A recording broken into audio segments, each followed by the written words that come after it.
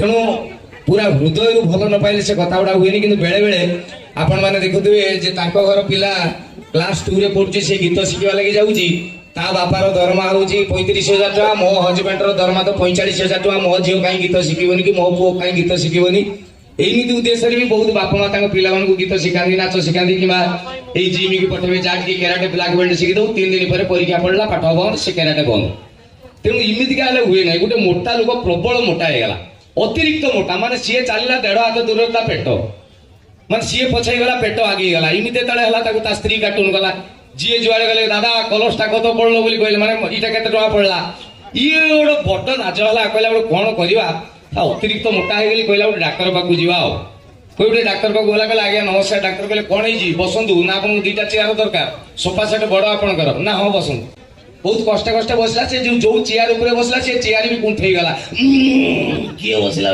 माने एते मोटा से लोक डाक्तर कहले कौन है आपंकर ना आज्ञा टिके मु हेल्दी लगुनि डाक्टर कहले टिके हेल्दी लगुछ बहुत लगुछ कौन है ना आज्ञा टिके एमती खाइला पिला घर पिला टिके मोटा हो गली कौन टे करवा कहले टिके पतला हवा डाक्तर कहले मत आगे कहल तुम कौन खाऊच सेटा मत आगे कह ये कहला ना सर मोर खाइबा सेमती किछि नै सकाळे टिफिन रे कौन खाओ किछि नै सर एई सारे 6 पट खंडे परोटा लिटर खंडे क्षीर आउ किछि नै अच्छा अच्छा लंच रे कौन खाऊच लंच सारे मुझे आमिष प्रिय लोक सारे टिके मटन चिकेन ना हेनी पनीर टिके जब करदेला स्त्री बढ़िया आउ टिके घी टिके पकईकी ना सादा हो घी ना बहलिया हरड़ डाली पकई मुझे खाए आज्ञा मुझे कौन कि मटन मुझे एक अध किले खाईदेवी डाक्तर कहले अच्छा अच्छा संध्या बेले टिफिन कौन कर ना सहीटा ना केत गोटे मन हेल्ले खाईदे चाउमिन 2 प्लेट रोल 4टा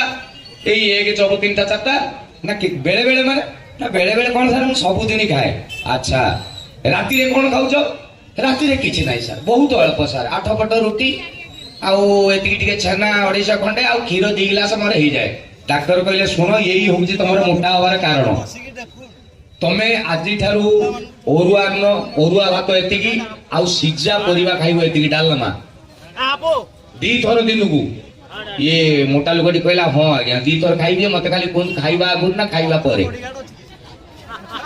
सेटा किसी बुझाते ना मोटा हो गले तो हो गले कौन किंतु सुंदर स्वास्थ्य को जगिकी रही लोक मुझे देखी यही हिब्रुदा बर्तमान ठियाई माने हिसाब करके देखिले मत लगुच 75 प्लस हम एज बर्तमान किंतु इमिति उठिकी आसिले मु आसिला बेले मोर टे टुंग टुंग होता काले एडी पड़ी जीवी किंतु सीए किटकट टुंग टांग संगे संगे ये हूँ फिटनेस राज हिब्रुदा भाया मु आम मझे मझे डाक्तर जो कहले सका उठी चलाबुला कर मो घर पाखे गोटे 2-3 किलोमीटर अच्छी मुझे लंबा चले दिने एमती चालू चालू हठात देखिली 2 जन बुढ़ा बुढ़ी आसुच्च से वयस्क जी मौसा तांकर बयस पाखापाखि हम 82 82 एवं माउसी बयस पाखापाखि 77-78 किंतु देखा होचंदे राणा अमिताभ बच्चन मौसा माउसी होचंदे माधुरी दीक्षित माने बयस टिके छुई नाही से लोक गाल चिकचिक टमाटो मु फास्ट दिन देखली गपसप होइके बुढ़ा बुढ़ी जाकर जाउछिन मजा करके रास्ता चल चली 2 दिन देखली 3 दिन पर असह्य हैला मते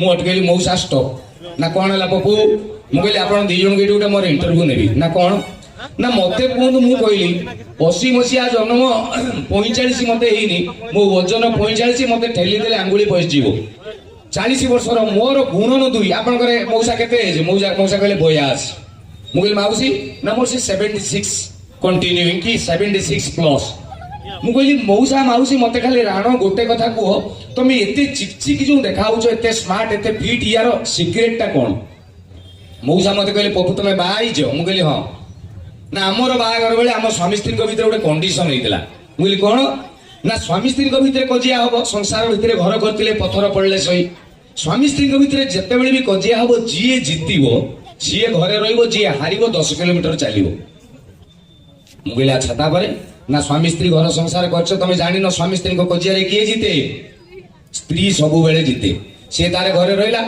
मैं सी जीतला मु डेली 10 किलोमीटर बाट चलली मोर हेल्थ ओके डेली जे 10 किलोमीटर चलो तार हेल्थ कहीं खराब हो मुझे मौसा ठीक तुम कथा मुझे बुझिली कि गोटे कथा मुझे बुझी पारि ना माउसी टी एते सुंदर देखा सी कौन चलुना तो सी केमी ना रे पपू नारी जाति भारी सन्देही मु 10 किलोमीटर चलुची कि नहीं सी डेली चेकिंग करिया नहीं जान କିନ୍ତୁ କୋଉ ବାଟରେ ହଉ ସେ ଗୋଟେ ଫିଟନେସ୍ ଟିକେ ମେଣ୍ଟେନ କରିକି ରଖିଛନ୍ତି। ଆଉ ଏଇ ଯୋଉ ଆଜିକାଲି ଟୋକା ଏ ଜିମ୍ ଯିବା ଯୋଉ ଟୋକା ଜିମ୍ ଯାଉଛନ୍ତି ତାଙ୍କୁ ପଚାରିବ 10ଟା ମୁଁ ଡାକିକି ଗୋଟେ ସର୍ଭେ କରାଯିବ ଯେ ତମେ ବଡି ବନେଇବାର କାରଣ କଣ? ସେଇ ଭିତରୁ 5% କହିବେ ଏଗୁଡ଼ା ସୁନ୍ଦର ଦେଖାଯିବ, ଆମେ ଟିକେ ଟାଟୁ ଫାଟୁ କରିକି ଏ ଗୋଟେ ଟାଇଟ୍ ଟି ସାର୍ଟ ପିନ୍ଧିକି ଏମିତି ଟିକେ ପଲସର ଧରି ଗଲେ 5 ସୁନ୍ଦରୀ ଏଇଆ ଇଏ କହିବେ 5 ଜଣ। ଆଉ ଜଣେ ଖଣ୍ଡେ କହିବେ ଯେ ଆମେ ଚାହୁଁଛୁ ଟିକେ ନ୍ୟାସନାଲ ଇଣ୍ଟରନ୍ୟାସନାଲ ଲେଭେଲକୁ ଯିବୁ, ବଡି ବିଲ୍ଡିଂ କରିବୁ। ଆଉ 3-4ଟା ଖଣ୍ଡେ ଅଛନ୍ତି ତାଙ୍କ ଗୁଣ ହଉଛି ଖାଲି ବଡି ଫଡି ହେଲେ ଖାଲି ବଡି ଖାଲି ଯିଏ ଆସିବେ ଛାଟି ଦେବି ଭିଡ଼ ଭିତରେ ପଳେଇବି ଆଉ ଘୁଞ୍ଚିଯିବେ ହାତ ଲୋକ, ଏଇ ଚକରରେ ଅଧା ଯାଆନ୍ତି। ସେଇଭଳିଆ ଗୋଟେ ଜାଗାକୁ କୋଉଠି ଗୋଟେ ପ୍ରୋଗ୍ରାମ ଯାଇଥିଲି, ମୋର ମନେ ପଡୁନି, ବାଲେଶ୍ୱର ବୋଧେ ଗୋଟେ କଣ ବଡ ପର୍ବ ହଉଥିଲା। ସେ ପ୍ରୋଗ୍ରାମ ଘଣ୍ଟେ ଆରମ୍ଭ ହବ, ମତେ ସେ ଘଣ୍ଟେ ଆଗରୁ ନେଇକି ମୁଁ ପହଞ୍ଚିଗଲି ସେଇଠି। ତ ସେ ଗାଡି ଭିତରେ ବସିଛି, ମୁଁ କାହିଁ ଗାଡି ଭିତରେ ବସିବି, ଗୋଟେ ଗାମୁଛାଠୁ ଆଣି ମୁଣ୍ଡରେ ଏମିତି ଗୋଡେଇ ଦେଲି, ଗୋଡେଇ ଦେଇକି ମୁଁ ବି ସେଇ ମୀନା ବଜାର ବୁଲୁଛି। ଲୋକ ବାକ ପ୍ରବଳ ଭିଡ ସେ ଭିତରେ। ସ୍ୱାମୀ ସ୍ତ୍ରୀ 2 ଜଣ, ବୟସ ସ୍ୱାମୀଙ୍କର ହବ କେତେ ଜାଣନ୍ତୁ 50, ସ୍ତ୍ରୀର 45, ପୁଅଟେ ଝିଅଟେ ତାଙ୍କର, ପୁଅର ହବ ବର୍ତ୍ତମାନ 22, ଝିଅଟି ହବ ଏଇ +2 ଫାର୍ଷ୍ଟ ଇୟର ଖଣ୍ଡେ ପଢୁଥିବ 17-18 ଏଇଆ। ବାପା ଫ୍ୟାମିଲି କି ନେଇକି ଆସିଛି ବୁଲେଇବା ନାଗି ଆଉ, ବାପା ସ୍ତ୍ରୀ ପୁଅ ଝିଅ। ବାପାକୁ ଜାଣିଥିବେ ଯେତେବେଳେ ମେଳା ବୁଲିବା ନାଗି ଯାଇଛନ୍ତି ଭାରି ଖାତିର, ଏଇ ଦୋଳି ରାମ ଦୋଳିରେ ବସିବୁ, ଖାଇ ଦୋଳି ଝିଅ ମୋ ମୁଣ୍ଡ ବୁଲେଇବୁ, ଆଚ୍ଛା ଆଚ୍ଛା ମଥୁରା କେକ୍ ଖାଇବୁ, ମଥୁରା କେକ୍ ନା ସେଗୁଡା ବହୁତ ସୁଗାର, ସେଗୁଡା ଖାଇବିନି, ଆଇ ଡୋଣ୍ଟ ଲାଇକ୍। ସ୍ତ୍ରୀ କି କହିଲା ଯେ ଚାଲ ଟିକେ ଏଇଠି ମେହେନ୍ଦି କରୁ, ନା ଏଗୁଡା ଚାଇନା ମେହେନ୍ଦି 2 ଦିନରେ ଛାଡିଯିବ, ଏଗୁଡା କିଏ ନକେଇ ବୋଲ। ଏଇମିତି ସ୍ୱାମୀ ବୁଲଉଛି ମେଳା, ଭିଡ ଅଛି।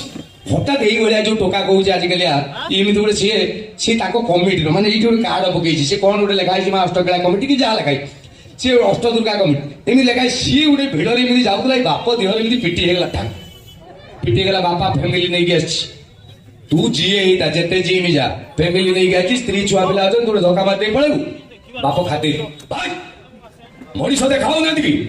ଟୋକା ହଉଛି ଲୋକାଲ, ମାନେ ବାଲେଶ୍ୱର ଯୋଉ କମିଟି କରୁଛି ସେ କମିଟି ଟୋକା, ବଡି ବିଲ୍ଡର ବାପା ସାନ୍ତେରା ପିଟି ହେଇଗଲା, ତାକୁ ଧମକେଇ ଦେଲା। ଆଉ ଟୋକା ଯୋଉ ଯାଇଥିଲା ପଛେ ହେଇଲା, କଣ ହେଲା ବାଜିଗଲା, ଏ କହିଲା ଦେଖାଗଲାନି ବାଜିଗଲା।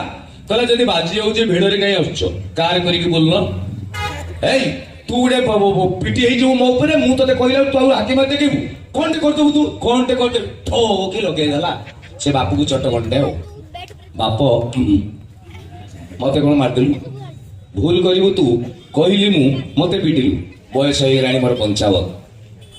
ଆଚ୍ଛା ଛାଡ ମୋ ସ୍ତ୍ରୀ ପିଟ, ମୁଁ ଜାଣିବି କାଢୁଆ କେତେ ବଡି ବିଲ୍ଡର, ମୁଁ ଦେଖିବି।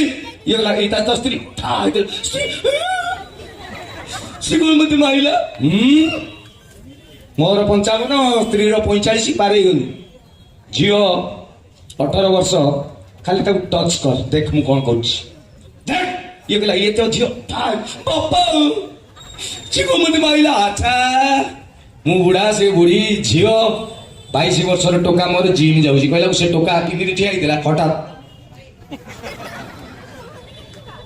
ତା ଦେହରେ ଟଚ୍ କରିଦବୁ, ମୁଁ କହିବି ତୁ ବାଲେଶ୍ୱର ଷଣ୍ଢ, ଟଚ୍ କର। କହିଲା ଏଇ ପୁଅ, ତା କଲରକୁ ଧଇଲା ମାରିଲା, ଇଏ ଟୋକା ବାପା ବାପା ବାପା ବାପା କହିଲେ ଥାଉ ମାରନି, ତୁ ବାଲେଶ୍ୱର ଷଣ୍ଢ ଯା, ଆଉ ଭରଦର କହିବନି ହେଲା, କହିକି ସେ ଟୋକା ପଳେଇଲା। ବାପା ଠିଆ ହେଇଛି, ସ୍ତ୍ରୀ କହିଲା ହଇବ ଇଏ କି କଥା ମୁଁ ବୁଝିପାରିଲି। ବାପା କହିଲେ କୋଉ କଥା, ନା ତମେ ତ ଏକିଟିଆ ମାଡ଼ ଖାଇଲ ପଳେଇଥାନ୍ତ, ତମେ କଣ ମତେ ମାଡ଼ ଖୁଆ କରେଇଲ, ଝିଅକୁ ପୁଅକୁ ବସ ଯାକୁ ପିଟା କରେଇଦେଲ। ସ୍ୱାମୀ କହୁଛି ଶୁଣ ୟା ଭିତରୁ ଟେକ୍ନିକାଲ ପ୍ରୋବ୍ଲେମ। ସ୍ତ୍ରୀ କହିଲା କଣ ଟେକ୍ନିକାଲ ପ୍ରୋବ୍ଲେମ କହିଲ, ନା ମୁଁ ଏଇନା ଘରକୁ ଗଲା ପରେ ତମେ କହିଥାନ୍ତ ପୁରୁଷ ଲୋକଟି ତମେ ପଦାରେ ମାଡ଼ ଖାଉଛ। ଝିଅ କହିଥାନ୍ତା ଶୁଣିଲେ ବାପା further time I will never go with you, ମୁଁ ଆଉ ତମ ସାଙ୍ଗେ କୁଆଡେ ବି ଯିବିନି, ମୋ ଫ୍ରେଣ୍ଡସ୍ ମାନେ ଥିଲେ ସେମାନେ କଣ ଭାବିବେ କହିଲ, ମାଡ଼ ଖାଉଛ।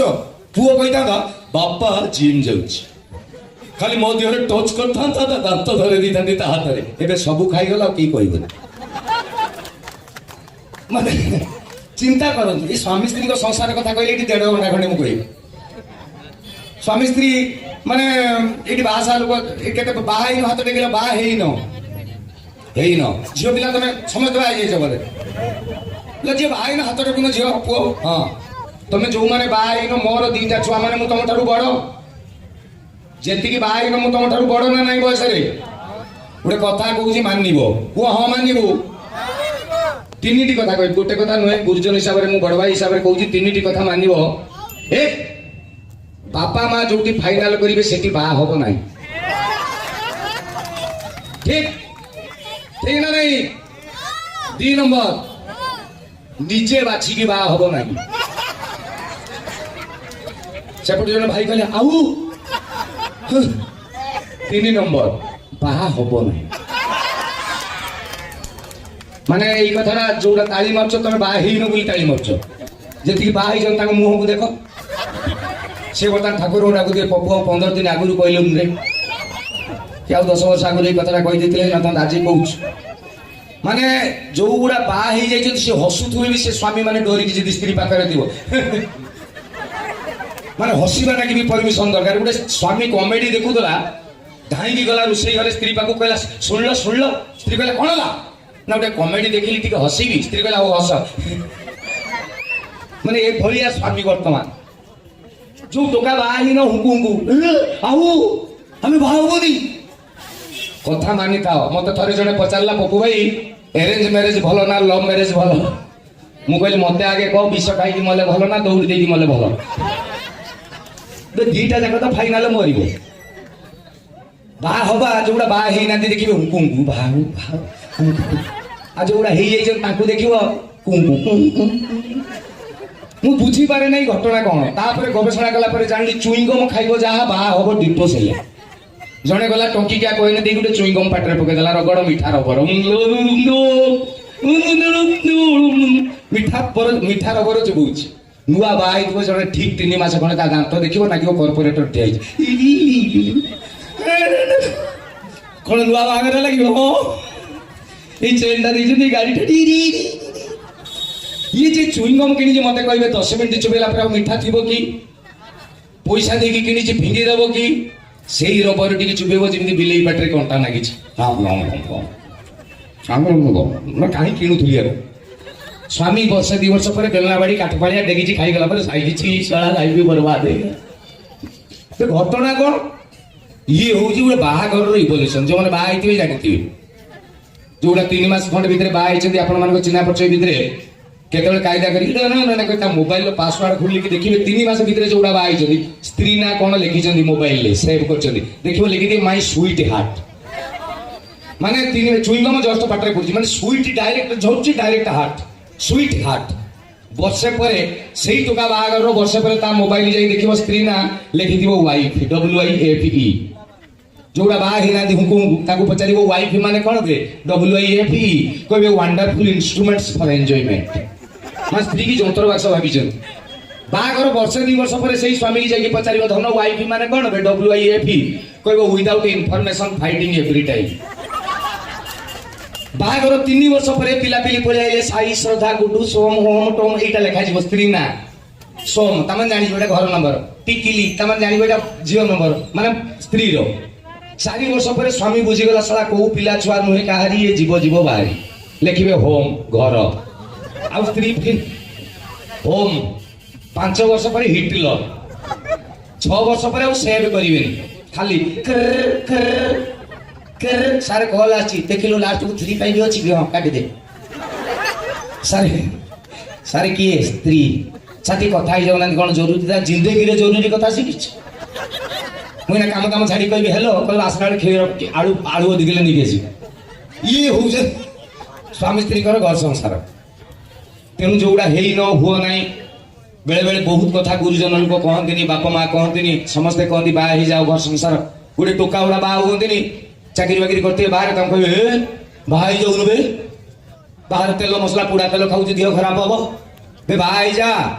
ଦିନ ଯାକ ପରିଶ୍ରମ କରିକି ଯିବୁ, ରାତିରେ ସ୍ତ୍ରୀ କବାଟ ଖୋଲି ଦେଇକି ହସିଦବ, ତ ଦୁଃଖ ବୋହିଯିବ। ଏମିତି ଉସ୍କେଇବି ଟୋକା ଗୁଡା। ନ ବାହା ହେଲା ଟୋକା କହିବ ବାହା ହବୁ ଆଉ କଣ? ବାହା ତ ହେଇଗଲେ ଆଉ। ବାହା ହେଇଗଲେ ବର୍ଷେ ପରେ ଦିନ ଯାକ କାମ ଦାମ କରିକି ରାତିରେ ଆସିଛନ୍ତି, ଘରେ ପହଞ୍ଚି କଲିଂ ବେଲ ଟିଙ୍ଗ ଡଙ୍ଗ, ମାନେ ଧକ୍କା। ସେ ଭାବିଛନ୍ତି ସ୍ତ୍ରୀ କବାଟ ଖୋଲିକି ଯୋଉ ଗୁରୁଜନ କହିଥିଲେ ହସିଦବ, ଦୁଃଖ ବୋହିଯିବ। ହଠାତ୍ ଟିଙ୍ଗ ଟଙ୍ଗ, ସ୍ତ୍ରୀ କବାଟ ଖୋଲିବ। ଗ୍ୟାସ ଆଣିଛ? ତମକୁ କହିଦେଲେ ଗ୍ୟାସ ସରିଗଲାଣି ବୋଲି। ପିଆଜ ଦେଇ ଆଳୁ ଦେଇ 3 ସଂସାର ପଇସା ମାଗୁଥିଲେ, ଘର ଇଏ ଯୋଉ ସ୍ୱାମୀ ଏମିତି ଥିଲା, ହଠାତ୍ ଏଇଭଳିଆ ପରିସ୍ଥିତିରେ କିଏ ଗୋଟେ ଅତି ଆଦର୍ଶ ସାଙ୍ଗ ଅତି ଭଲ ସାଙ୍ଗ ତାକୁ କହିଦେବ ଟିକେ ମଦ ପିଇ, ଟିକେ ପିଇ, ତାପରେ ଦେଖ କଣ, ତାପରେ ବୁଝେଇବ କଣ ହୁଏ। ହାଫ ପିଇଲେ ଚୁପକୁ ଚୁପା, ଏଠିକି ଟିକେ ପିଇଦବ ଏଇ ଯୋଉ ଝାଇଆ ବଡି ଏମିତି ହେଇଯିବ। ଓହ କଣ ହେଲା ଏଠି ଚାଙ୍ଗା ଲାଗିଲା, ମାନେ ଆଉ ସ୍ତ୍ରୀ ଫ୍ରୀ ଦେଖାଯିବେ ନାହିଁ।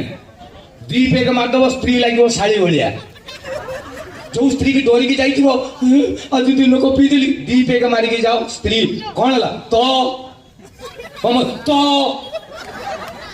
ମଦ ପିଇକି ତବା ଦଉଛି କେ